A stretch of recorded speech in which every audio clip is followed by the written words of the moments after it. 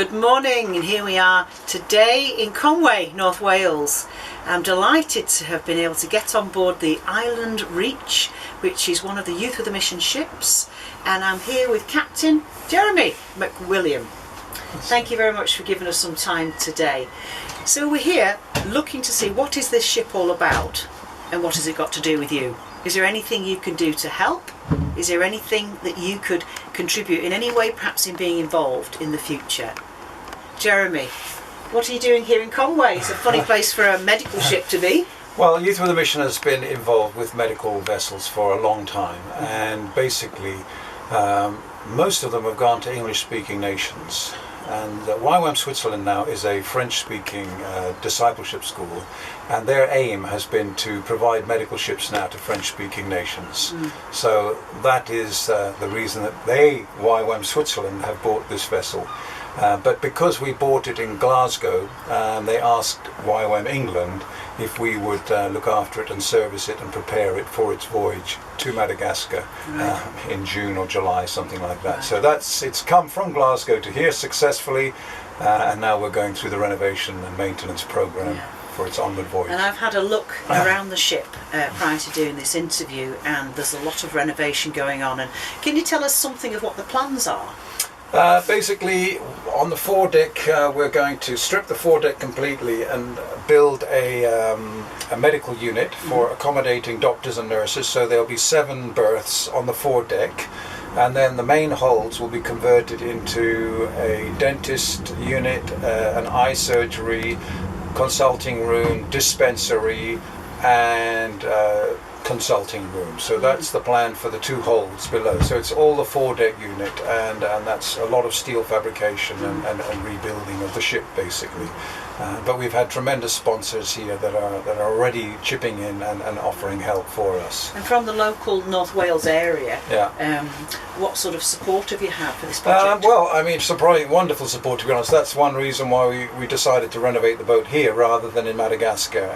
But first of all, we've had a dentist who has managed to secure an entire dental unit for us, free of charge from Dental Aid.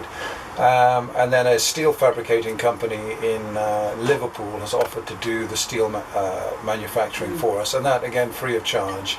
A lot of companies are coming on board. The sterilised wall boarding, that's also been offered to us, and a complete set of ship's batteries, which is something that had to be replaced. There's a lot of things on the vessel. The vessel is 40 years old, an ex-military vessel, naval vessel, and but its fundamentals are in very good condition. So engine, hull, machinery, and stuff like that is in great condition. But it's the cosmetics and it's the transformation into a medical unit that we're really working on here. And I believe you've had some help from a local college. Yes, Llandrillo College have come along and expressed a real interest in it, because they do marine engineering in the college, but they don't have a lot of vessels that they can actually get on for experience. So we've had a team come on here. They've had a look round, and we have 2 generators on the ship for providing power. One of them is a little bit old and could do with a complete rebuild. So we've removed it from the boat, and they've taken it to the college, and they're working on it now. So it's a project, isn't it? It's a great project, yes. That's right. It's great, isn't it, to give young people the opportunity to have hands-on experience. Definitely.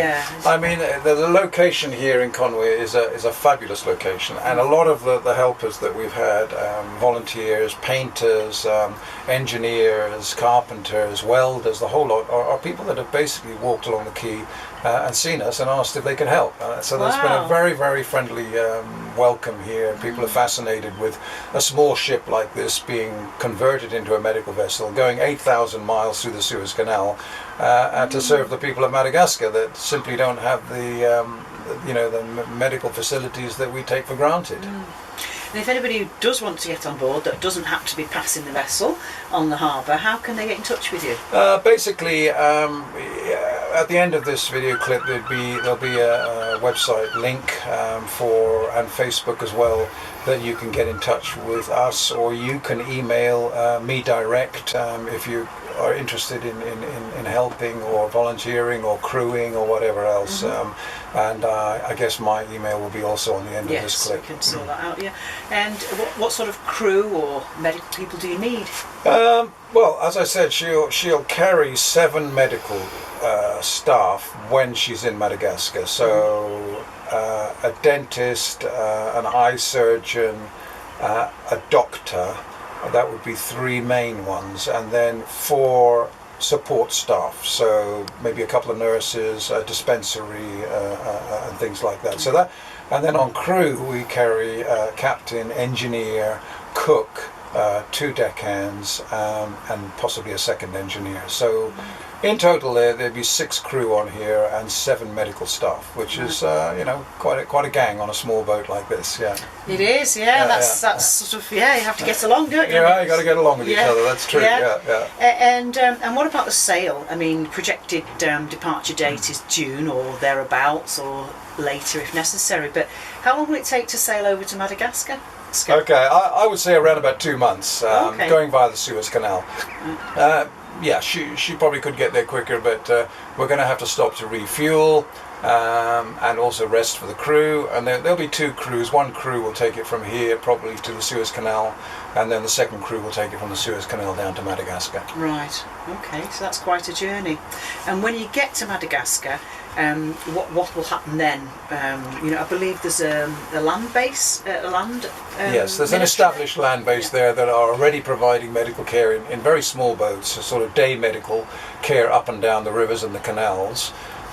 Very much in coordination with the government and the local authorities. They're very welcome and very excited about having a larger vessel coming down. So really, if we get the renovation completed here, then it would just be a matter of orienteering the new crew and the new staff into how she runs, and then hand over. That's it, basically.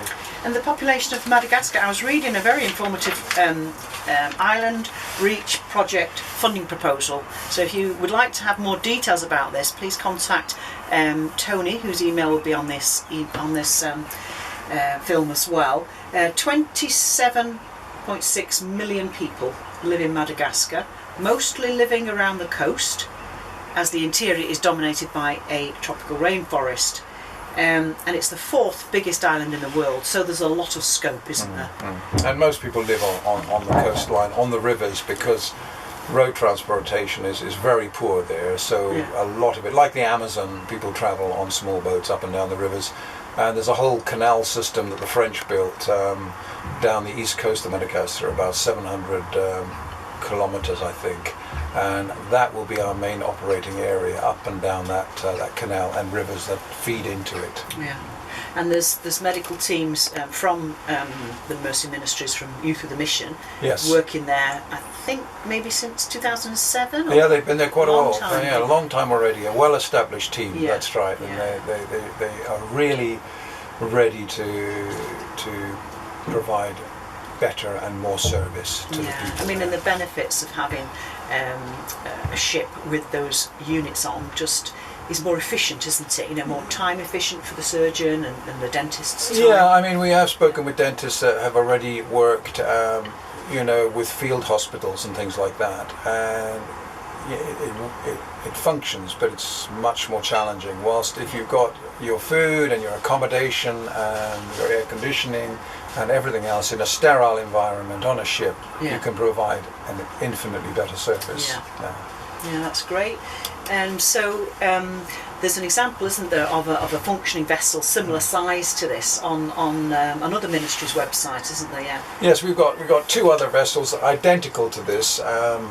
One is operating up and down the Amazon, and the other one is they actually took over land on a huge lorry to Lake Victoria. And those 2 you can see on YouTube. If you go to Vine Trust Amazon Hope, then you can see how a vessel like that. And we're basically copying their program. Right. It's identical to that. The conversion and everything is the same. Yeah. Okay. Well, that's great. So, is there anything else, like finances or? Well, unfortunately, it doesn't run on air. We obviously need to raise a lot of finances. So people are providing wonderful, like I've already said, steel and Gifts in wallboarding kind, and things like yeah. that. But there will come a point where, to fuel the vessel to get all the way down, there will be a considerable amount of money. We're talking £40,000-50,000 for the fuel. And also there's a whole list of items, from small items £100 up to quite large items of 10,000 for generators and things like that. That if a person wanted to adopt, or a church wanted to adopt a particular item, that is also a way that we could really use help. I mean, this is a needs list, basically, isn't it? Broken down, and like you say, churches or individuals. Yeah, could sponsor an project. item. Yeah. So it goes here from in the renovation section. We've got something at 1,950, which is not too much, is it, for a large organisation? No. Or £500, a mobile crane hire for fitting the new units. Yes, that's correct. Yeah. Another £500 on service and repair of the fire alarm system. Yeah. £2,500, accessories, screws, bolts, welding, etc. So it's broken down. Yeah, into bits and pieces. Yeah. And £300 for flares, which are an emergency item. So if you wanted to pull together with friends, or if you're in a church or an organisation, a business, and you wanted to donate like £2,000, we've got something that you could target your £2,000 at and has it as designated. That's right, yes, yeah. We'd be very grateful. Every single little bit helps to get this thing down there. And if you're watching and you're in the area, or you want to come from out of the area and come down to the vessel, then please get in touch, and we'll facilitate a visit, and you can talk and see what's happening and where your finances would be going. Generally speaking, we have a volunteer day here every Friday. So Friday is a good day, but also there are others around that can come on other days. But if you just feel like coming, and we have breakfast provided every morning at 9 o'clock on the boat on Friday, and it's a chance to come and chat and pray and catch the vision. So you're very welcome. But if there's going to be 20 or 30 of you, please get in touch ahead of time. give me advance warning so we can prepare for you. Okay, lovely. Thank you very much, Captain Jeremy. And we look forward to having you on board at some point, or having your presence on board through your finances, through your gifts in kind, or through your prayers. This is a Christian mission, and it's founded in prayer. And we thank you for listening, and God bless you. Yes, thank you very much. Yeah.